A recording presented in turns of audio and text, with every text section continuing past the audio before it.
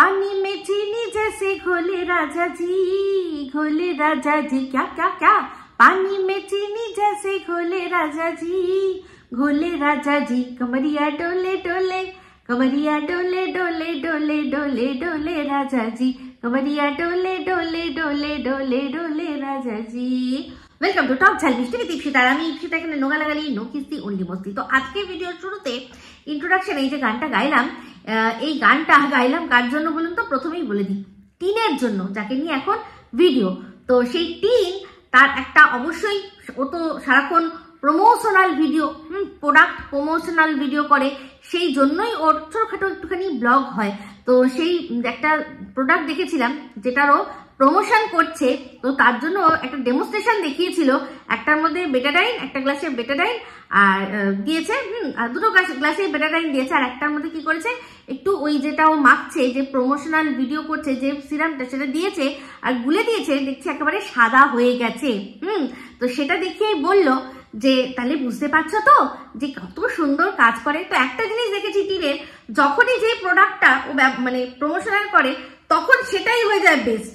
হ্যাঁ, ভিডিওটার মধ্যে একদিন আগে বললো যে আমি বেশ কিছুদিন ধরে এই সিরামটা মাখছি, তারপরের দিনই বলছে যে এখন শীতকাল পড়েছে তো মুখে কিছু মাখছি না, এরকম একটা যেন মুখটা হয়ে যায় না, কিছু তো একটা মাখতে হয়। তো তারপর ওকে নাকি ওর মানে এই যে ফেয়ারনেস, তার রাজ জিজ্ঞাসা করেছে কিছু মানুষ, সেখানেও বলছে ছোটবেলা থেকে আমি তো ওই যে ফেয়ারনেস ক্রিমগুলো সেগুলোই মাখি। ওর ফেয়ারনেস ক্রিম ব্যবহার করতে লাগে, মানে এই যে আর কি প্রোডাক্টটা, যে সিরামটা, যেটা ধাওয়াতেই বেটাডাইন পুরো সাদা হয়ে গেল, ওইটা যদি টিন মাখে, ভাবুন তো কিছুদিন পর তো টিনকে খুঁজে পাওয়া যাবে না, টিন তখন নিজেই অদৃশ্য হয়ে হলনভূমেন হয়ে যাবে, তাই না? তো যাই হোক, একটা জিনিস বুঝতে পারছি যে হ্যাঁ, প্রোডাক্টগুলো টিন হয়তো প্রমোশনাল ভিডিও করে, কিন্তু এটার অরিজিনালি অ্যাপ্লাই কোথায় হয় সেটা খুব ভালো করে বুঝতে পারছি। কোথায় বলুন তো? ওই যে ঘোড়ার ঘন রস, সেখানে যে আছে, তাকে দেখেছেন? তার তো আমরা প্রথমে যা দেখেছিলাম তার যে গায়ের রং ছিল, এখন দেখেছেন, দেখলাম যে শুভেচ্ছা বার্তা জানাতে এসছে অনেকদিন পর, মানে নতুন বছরের প্রায় একটা যে মাস, সেই মাসের প্রায় মাঝামাঝি এসছি, তখন তার মনে হয়েছে যে একটুখানি আমার এই চাঁদ বদনটা দেখানো উচিত। কখন বলুন তো? যখন আর কি টিন ওই প্রোডাক্টটা করলো, প্রমোশনাল ভিডিও করলো, তারপরেই দেখলাম কালকে মনে হয় সে সামনে চলে এসছে, আর তার মুখটা দেখেই বুঝে গেলাম যে এই যে যত প্রোডাক্ট, যে সিরামগুলো আসছে, সেটার অ্যাকচুয়াল অ্যাপ্লাই কোথায় হচ্ছে। তো ফিল্টার তো অ্যাপ্লাই করেছে, তার সাথে সাথে টিনের যত প্রোডাক্ট আসে, সব প্রোডাক্ট মনে হয় ফোকলা কাকা ছেলের বাড়িতেই আসে। এটা তো টিন নিজেই আমাদের দেখিয়েছিল, তাই না? যে ওখানেই তার, ও তো নিজের হাতে এরকম করে দেখেছিল, এই যে দেখুন আমার প্রোডাক্ট এসছে, সেখানে কি ঠিকানা দেওয়া ছিল আমরা দেখতে পেয়ে গেছি, ফোন নাম্বারও দেওয়া ছিল আমরা দেখতে পেয়ে গেছি।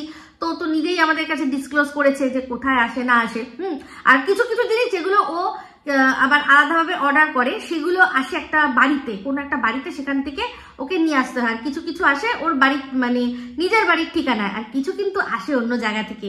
হ্যাঁ, সেটা আমরা বুঝতে পারি। যদি সেরকম না হতো তাহলে তো প্রত্যেকটাই দেখাতো যে এই যে বাড়ির থেকে আসছে, এই যে বাড়ির থেকে আসছে, তো আমরা বুঝতে পারি, সবই বুঝতে পারি। তো সেখানে ওইগুলোই সব কিন্তু ব্যবহার অন্য জায়গায় হচ্ছে।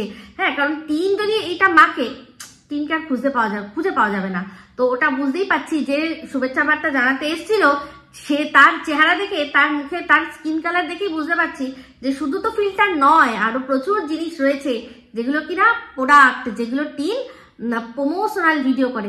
আচ্ছা, একটা কথা বলি, টিনের আজকের ভিডিও দেখলাম, সেখানে ও একটা খুব ভালো উদ্যোগ নিয়েছে। হ্যাঁ, খুব ভালো উদ্যোগ নিয়েছে। সেটা কি না, এই যে রানাঘাটের যে বাচ্চাটি রয়েছে, সেই বাচ্চাটির জন্য ও কিছু টাকা দিতে চায়। শুধু তাই নয়, ওর যে চ্যানেলে যত ভিউয়ার্স আছে সবাইকে ও কি বলছে যে আমি তোমাদেরকে চাই তোমরাও ওকে হেল্প করো। তো সেখানেও বলছে যে আমি তো এমন কিছুই নয়, আমি ক্ষুদ্র, আমি তুচ্ছ, আমি ক্ষুদ্র, আমি তুচ্ছ।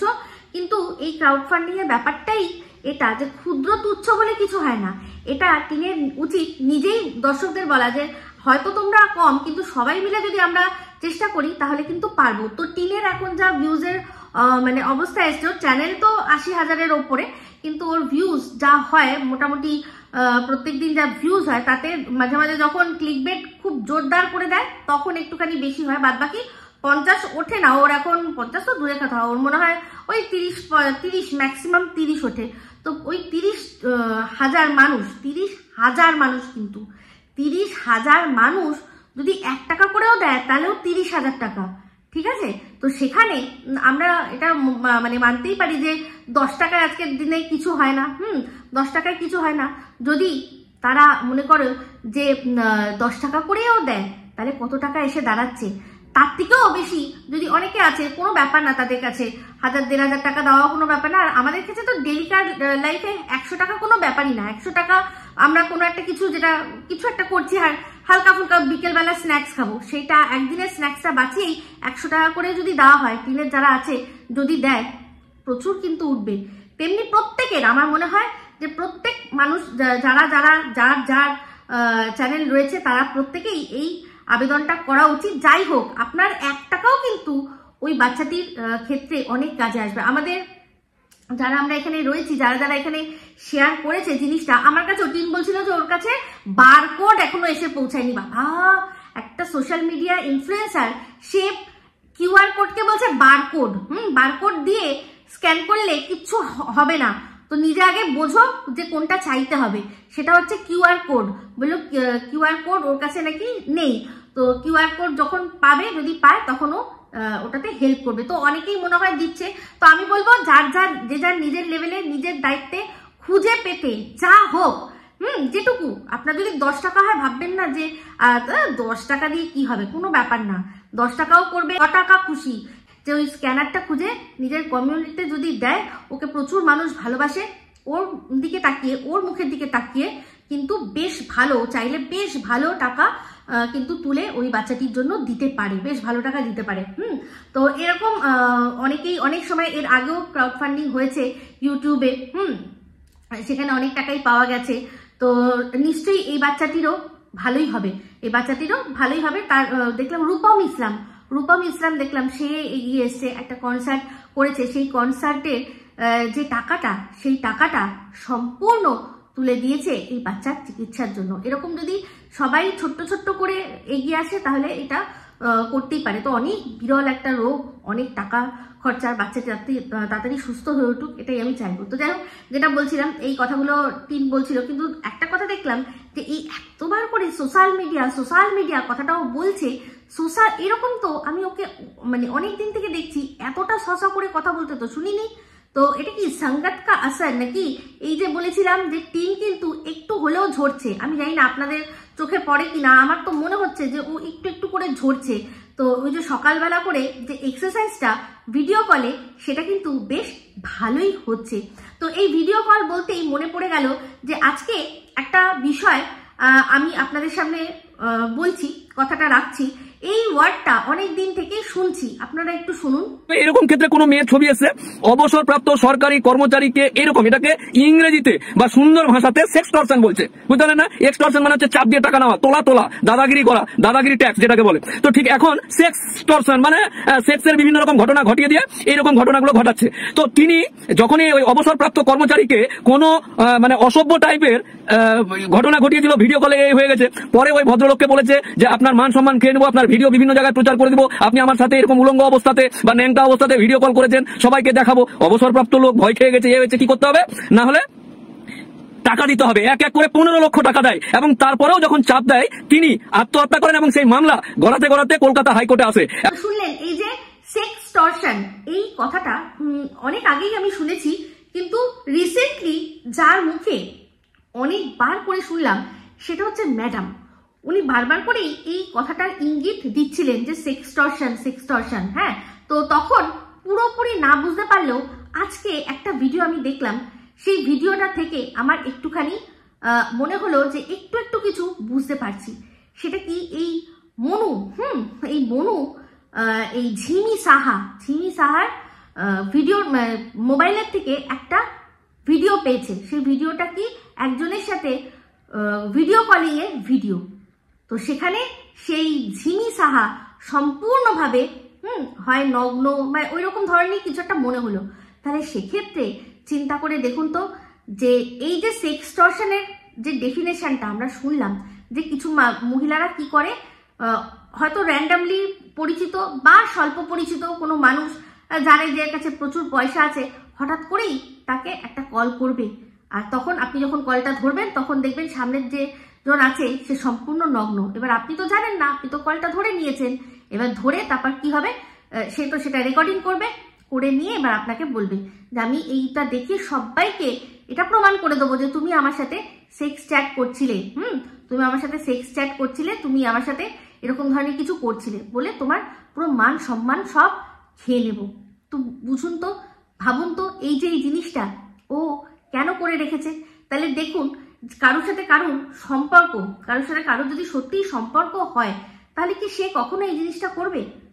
এই যে কথাটা আমি বারবার করে বলছি, অনেক আগের থেকেই বলছি যে এ হচ্ছে একটা ট্র্যাপ, এই ঝিমি সাহা একটা ট্র্যাপ, যেমন কিনা এই আসানসোল বালিও ছিল একটা ট্র্যাপ। তো সেই ট্র্যাপে একজনকে ফেলে কি করা হয়েছে, তাকে সম্পূর্ণভাবে আগে নিজের হাতে মুঠোয় নিয়ে নেওয়া, যে এই যে এরকম ঘটনা মানে এই যে এরকম রয়েছে, আমি যেটা বলবো সেটার অন্যথা তুমি যদি কিছু করো তাহলে কিন্তু আমি এই জিনিসটাই সোশ্যাল মিডিয়া সবাইকে দেখিয়ে তোমাকে শেষ করে দেবো। তো সেক্ষেত্রে জানেন যে এটা কার ক্ষেত্রেও করতে পারে, যার এখন কেস চলছে, যার বউ তার উপর 498 কেস দিয়েছে, যে ডিভোর্সের কেস চলছে, যার আর কি বাচ্চার কাস্টাডি কেস চলবে, সেরকম যদি করে থাকে তাহলে সে, এই যে আপনারা বারবার বলছেন না যে সন্দীপ তুমি কেন কিছু বলছো না, তোমার নামে এত কিছু বলছে, এবার হয়তো যেরকম আমি ইঙ্গিত পেলাম সেরকম ভাবে আমি বলছি, হয়তো ভালো মনে ফোনটা ধরেছে, তখনই দেখে এরকম অবস্থা করে সেটাকে ক্যামেরাবন্দি করে রেখে দিয়েছে। সবকিছু যে সবাই জানবে এরকম তো নয়, অনেক মানুষই এরকম ভাবে ফেসে যাচ্ছে। এই যে ঘটনাটা দেখলেন, শুনলেন যে আমাদের কলকাতা হাইকোর্টেই মামলা চলেছে যে একজন নিজেকে শেষ করে নিয়েছে। এরকম প্রচুর পুরুষরা কিন্তু এই সেক্সটর্শনের মানে হয়ে যাচ্ছে, কি যেন বলে, শিকার হয়ে যাচ্ছে। এই জিনিসগুলো হচ্ছে যারা ফাঁসছে তাদের মধ্যে কিছু মানুষ আছে যারা একটু ছুকছুকানি আছে, একটু সুন্দরী দেখে, একটু প্রোফাইলে আপনি হয়তো ছবিটা এমন দেখালো, ভাবলেন যে হেব্বি, কিন্তু যখন আপনি তার সাথে ভিডিও কলে দেখবেন সেই যে সুন্দরী যার ছবি আপনি দেখেছেন সে হয়তো নাও হতে পারে, অন্য কোনো উলঙ্গ মহিলাও হতে পারে। তাদের কাজ শুধু ওই উলঙ্গ একজন মহিলা আর শুধু সেখানে আপনি সেটা দেখছেন এইটুকু ক্যাপচার করে নেওয়াই তাদের কাজ, ব্যাস। এবার ওই সুন্দরী মুখ দেখিয়ে টেনে নিয়ে এসে এরকম করার লোকের অভাব নেই, যা দেখছি যা শুনছি তাতে তাই বুঝছি। তো এরকম যদি করে তখন সেই মানুষটা কি করবে, প্রত্যেকেরই সংসার রয়েছে, প্রত্যেকেরই সম্মান রয়েছে, হ্যাঁ। বেশিরভাগ এরা করে কি বলুন তো, মধ্যবয়স্ক লোকদের টার্গেট করে, মধ্যবয়স্ক লোকদের টার্গেট করে, তাদের সবচেয়ে বেশি সম্মান, হ্যাঁ, তাদের ওয়াইফ, তাদের বাচ্চারা সবে সবে বড় হচ্ছে, সেই সময় যদি এই সব জিনিস সামনে আসে তাহলে তার আর নিজেকে শেষ করা ছাড়া কোনো উপায় থাকবে না।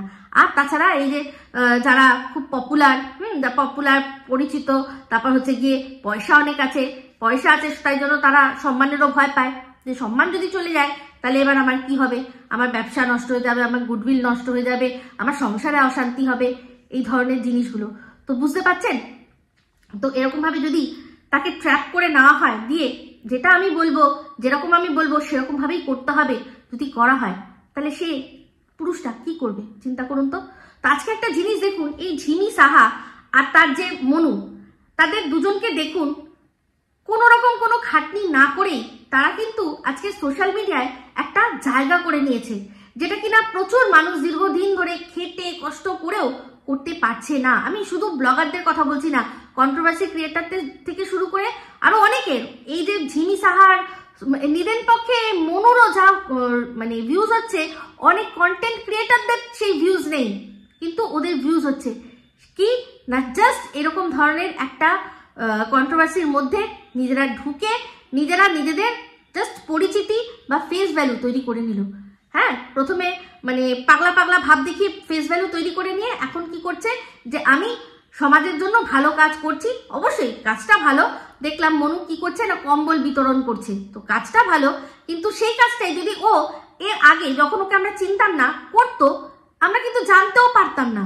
যেরকম একজন মনু নামক একজন রয়েছে যে কিনা শীতে কিছু মানুষকে কম্বল দিয়েছে, আমরা এখন বুঝতে পারছি ওর এই কাজটাকে মানে ওকে অ্যাকনলেজ করি না করি, ওই কাজটাকে আমরা কিন্তু অ্যাকনলেজ করছি যে যাক ছেলেটা যাই হোক, ও কিন্তু একটা ভালো কাজ করছে, কিছু দুস্থ মানুষের পাশে এসে দাঁড়াচ্ছে। তো এই যে এটা করছে, কখন করলো, সে করার রাস্তাটা তৈরি করলো, সেই রাস্তাটা তৈরি করলো। এই ঝিমি সাহার মতো কত এরকম চ্যানেল আছে যারা কিনা করছে আরো অনেক ভালো ভালো এক্সারসাইজ, অনেক সুন্দর উইথ ডায়েট চার্ট হ্যানা ত্যানা সমস্ত দিয়ে প্রোভাইড করছে, তার সত্ত্বেও ভিউজ ওরকম হয় না, সেরকম ভিউজ হয় না।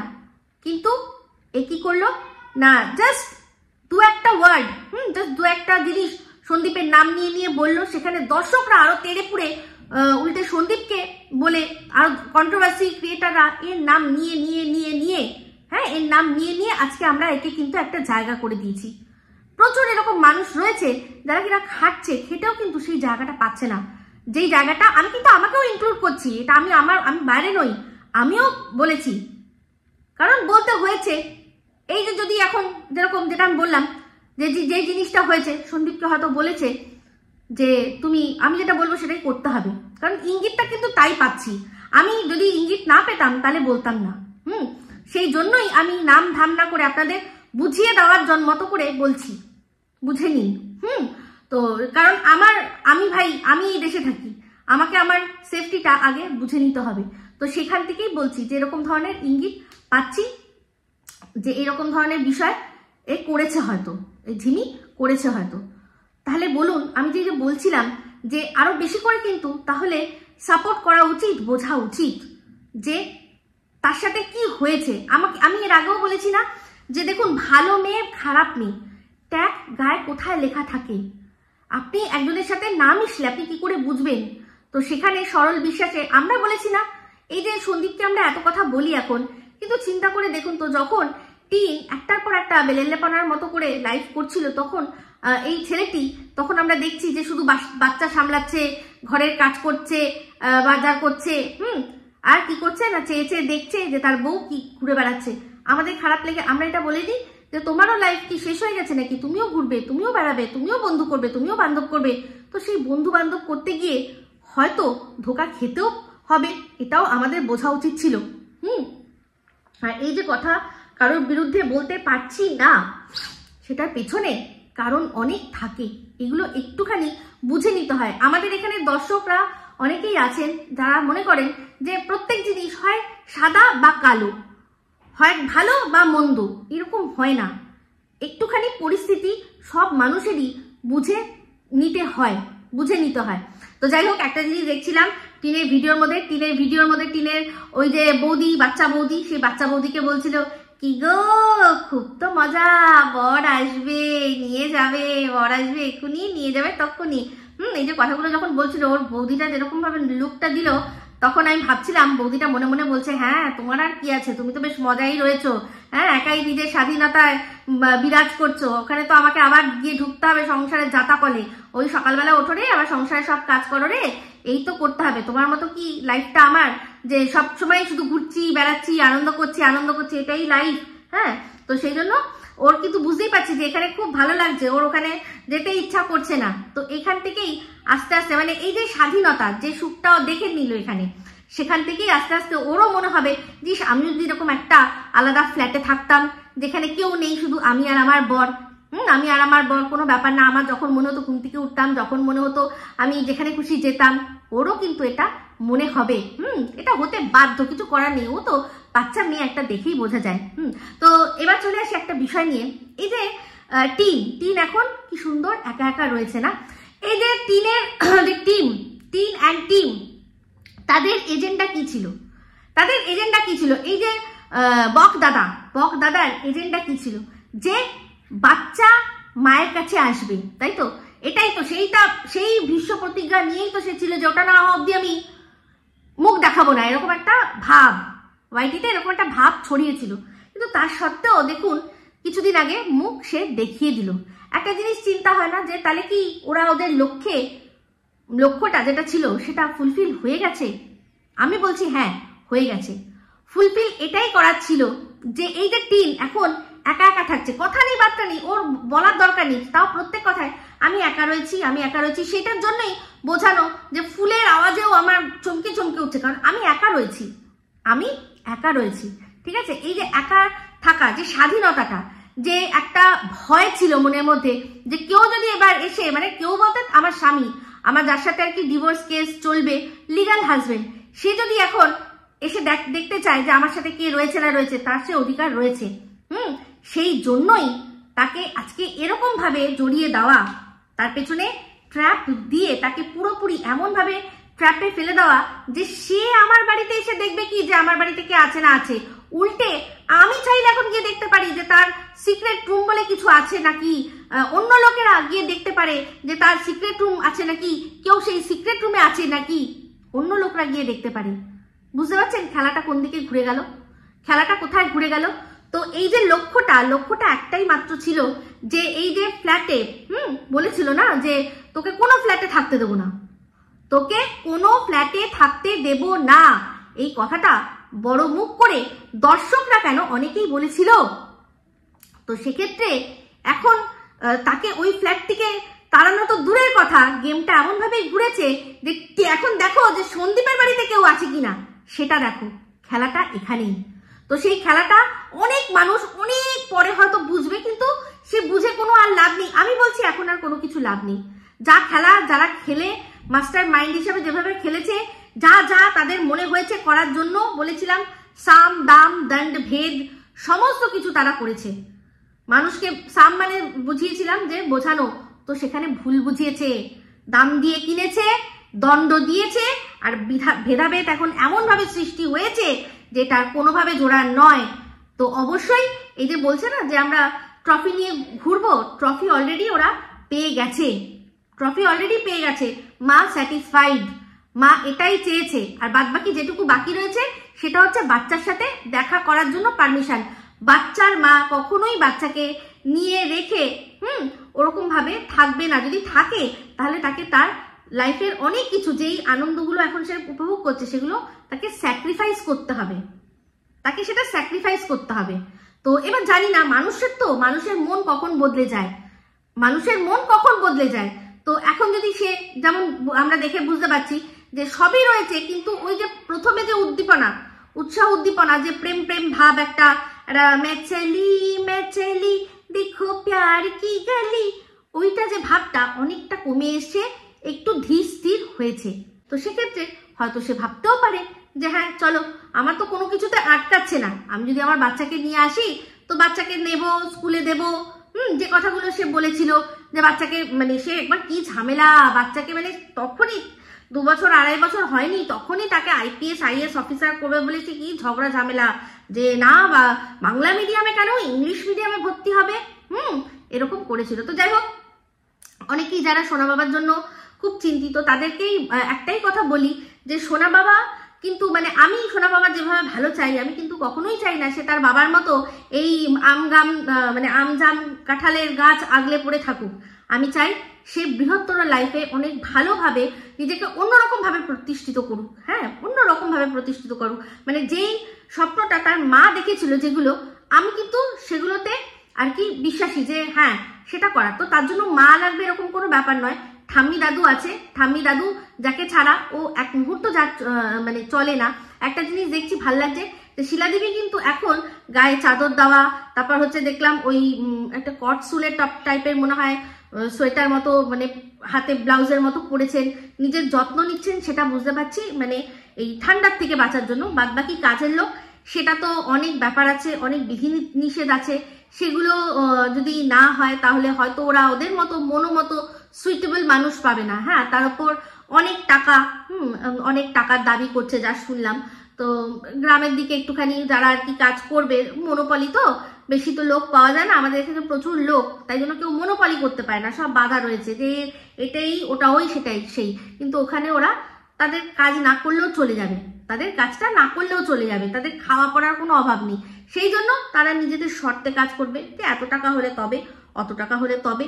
তো যাই হোক, একটাই বক্তব্য যে একটু যদি এদিক ওদিক করে একটা কাজের লোক পাওয়া যায় তাহলে কিন্তু ভালো, খুবই ভালো।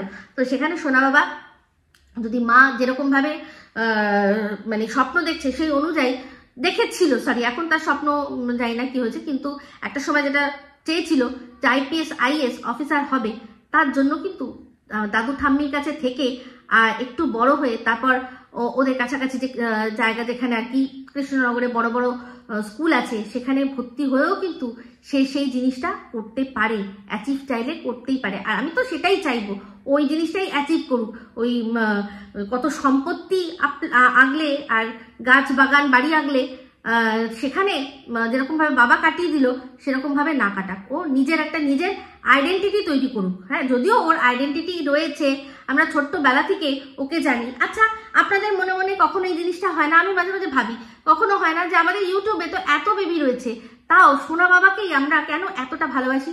কারণ ওর জন্ম থেকেই ও কন্ট্রোভার্সি নিয়েই ওর জন্ম নিয়েই কন্ট্রোভার্সি নিয়েই ওর জন্ম। সেই জন্যই ও ছোটবেলা থেকে আমরা দেখেছি যে একদম ছোট্টবেলা থেকে যেভাবে ওর মুখের থেকে মানে ওদের যে দুটো চ্যানেল, সেই দুটো কেড়ে নেওয়া হয়েছিল, একটা তার ভবিষ্যৎ কিরকম বিষ বা জলে একটা কিরকম যেন একটা ধোঁয়াশা, সেই সময় থেকেই যে ওর প্রতি মানুষদের যে একটা কি বলবো মনের মধ্যে ওর জন্য একটা স্পেশাল জায়গা, যে হারে বাচ্চাটার কাছ থেকে সব কেড়ে নিল এই জিনিসটা। আর যখন আহারে বাচ্চাটার মা চলে গেল, এই জিনিসটা প্রথম থেকেই ওর জন্য একটা স্পেশাল জায়গা তৈরি করেছে। আর প্রত্যেকটা মানুষ যে যার ভাগ্য লিখিয়ে নিয়ে আসে, সেক্ষেত্রে যা আছে ভাগ্যে সেটাই হবে। তো যদি এরকম ভাবে দুজনে শুনছি যে মিল হয়ে যায় যদি, তাহলে সেটাও দেখা যাবে। তো যাই হোক, তো যা আছে কপালে সেটাই হবে। তো সোনা বাবাকে নিয়ে কথা উঠলো, একটা কথা আমি বলি, একটা কমেন্ট এসছে আমার কমেন্ট বক্সে, সেখানে হচ্ছে গিয়ে এই যে বেশ কিছু কথা আমি বলেছি, সেটা কিন্তু আমার দেশকে ছোট করা হয়েছে সেটা নিয়ে আমি বলেছি। এটা সত্যি বলছি, যদি আমাকে বলতো পার্সোনালি, আমাকে দুটো কথা বলতো, আমি কোনো কথাই বলতাম, আমি চুপ করে থাকতাম। এবং প্রচুর মানুষ প্রচুর কথা আমাকে বলে, সব কথার আমি উত্তর দিন, আমি দেখতেও যাই না। কিন্তু যেটা খারাপ লেগেছে, যেটা কথাটা অন্যায়, সেটা অন্যায়। আমাদের দেশের জন্য কাউকে লজ্জায় পড়তে হবে দরকার নেই, সেই জন্যই বুঝিয়ে দিলাম যে দেশটা আলাদা, দুটো দেশ, আমাদের জন্য কাউকে লজ্জায় পড়তে হবে না, ঠিক আছে? তো সেই বিষয় নিয়ে আমি যখন প্রথম কথা বলেছি, সেই ভিডিওর মধ্যে একটা কমেন্ট এসছে, সেখানে আমাকে বলছে যে বাচ্চার যখন মা শীতের মধ্যে বাচ্চার কাছ থেকে নিয়ে চলে গেল, বিছানা নিয়ে চলে গেল আর আলমারি নিয়ে চলে গেল, তখন একজন পাশের দেশ থেকেই কিন্তু বাচ্চাটাকে খাট আলমারি দিয়েছে। তো তার জন্য কি করতে হবে? মানে যেহেতু পাশের দেশ থেকে আমাদের দেশের একজনকে গিফট করা হয়েছে, সেই জন্য পাশের দেশ থেকে যা যা কথা বলবে আমাদের সম্পর্কে, সেগুলো সব মেনে নিতে হবে। এই যে আমাকেও বেশ কিছু মানুষ বলছে যে দেখো না, আমাকে ভিউজ দেওয়ার জন্য শর্ত যদি এটা থাকে যে তোমাদের মানে আমি কোনো অন্যায় দেখলে সেটা বলতে পারবো না, বা আমাদের দেশকে ছোট করা হলে সেটাকে আমরা চুপ করে মেনে নিতে হবে, আমি সেটা মানতে পারবো না। আগেও বলে দিয়েছি, এখনো বলছি। তো একটা গিফট নিয়ে যেভাবে কমেন্টটা করলেন, সেখানে কিচ্ছু হলো না। তার রুচি, তার পরিচয় তিনি দিয়ে গেলেন, কিন্তু তার ওই কমেন্টটা দিয়ে আমি কিন্তু যিনি এই খাটটা আর আলমারিটা দিয়েছেন তাকে বিচার করব না, কারণ তাকে আমি মানে বুঝেছি, সেই মানুষটাকে আমি উপলব্ধি করতে পেরেছি, সেই জন্য কখনোই তাকে ছোট করব না। কিন্তু যিনি এই কমেন্টটা করেছেন, তিনি আজকে ওই ব্যক্তিকে, তার ইমোশনকে, তার ভালোবাসাকে ছোট করলেন, যিনি কিনা একটা বাচ্চার কষ্ট দেখে এই গিফটটা সে মানে ধরে রাখতে না পেরে তাড়াতাড়ি দিয়েছিল। বাচ্চার বাবা অবশ্যই 3 লাখ টাকা দিয়ে যখন বাইক কিনতে পেরেছে, তখন একটা খাট, একটা আলমারি কিনে নিতে পারতো, কিন্তু যে এত ভালোবাসা মিশ্রিত একটা গিফট বাচ্চার বাবা হয়তো সেই মুহূর্তে সেটাকে কিন্তু করতে পারিনি, হয়তো রিফিউজ করতে পারিনি, যে তার ভালোবাসা হার্ট না হয়ে যায়, ঠিক আছে? তো এই কথাগুলো বলে আর কিছুই না, জাস্ট ছোট করা, সেই মানুষটার ভালোবাসাকে ছোট করা। তো যাই হোক, এটা নিয়ে আমি এটুকুই বলার ছিল। আমার কমেন্টটা দেখে সত্যি খুব খারাপ লাগছিল যে একটা মানুষের গিফট, ভালোবাসা, সেই ভালোবাসাটাকে কিরকম ভাবে ছোট করা হলো। সেখানে আমাদের দেশেই একজন সুমনা মনে হয় বলেছে যে ইপসিতাদি তুমি ওভার থিঙ্ক করছো, তুমি যেটা বলছো ওরকম কোনো ব্যাপার নয়, তো দেশকে কোনো রকম ভাবে ছোট করা হয়নি। তাহলে বলি যে শুরুয়াতটা কোথার থেকে হয়েছে? তাহলে তো বলবো যে ম্যাডামের কথাটাকেও ওভার থিঙ্ক করে নিয়ে বাংলাদেশকে বলা হয়েছে বলে তারা নিজের গায়ে নিজের অপমান করে নিয়েছে, নিজেরাই নিয়েছে, ওভার থিঙ্ক করেছে। কারণ উনি তো বলেছেন যে রোহিঙ্গা ইস্যুটা, উনি তো একবারও ওই দেশটাকে কিছু বলেনি। উনি কি বলেছেন যে ওই দেশে বসে যারা ভিডিও করছে, ব্যাস এইটুকু বলাতেই অপমান হয়ে গেল। সেটা ওভারথিঙ্ক হলো না? সেটা ওভারথিঙ্ক করে এই কথাটা বলা যে আমাদের দেশের কন্টেন্ট দেখলে লজ্জায় পড়তে হয়, সেটা সম্মানের কথা। সেই কথাটা শুনে কার সম্মান বেড়েছে আমি জানি না, আমার একটুও বাড়েনি। আমার অপমানিত ফিল হয়েছে, কারণ এখানে আমার কমিউনিটিকে তুলে দেশ মানে রীতিমতো দেশ মুখে বলতে হবে না, বাট কথাটা তো তোলা হলো বেঙ্গলি কমিউনিটিতে। তো যাই হোক, এটাই বলার ছিল। তো টিনের ভিডিও দেখলাম, যেটা ভালো করেছে ভালোই করেছে। আশা করি যেটা এই উদ্যোগটা নিচ্ছে সেটা সফল হবে। ঠিক আছে, তো এই বলেই ভিডিওটা এখানে এন্ড করলাম। যদি ভালো লাগে তাহলে অবশ্যই লাইক শেয়ার কমেন্ট করতে ভুলবেন না। যারা চ্যানেলটা সাবস্ক্রাইব করেননি তারা সাবস্ক্রাইব করে নেবেন। সবাই ভালো থাকবেন, সুস্থ থাকবেন। আবার আসছে খুব শীঘ্রই এক নতুন ভিডিও নিয়ে। Me Ipsita signing off. Love you all.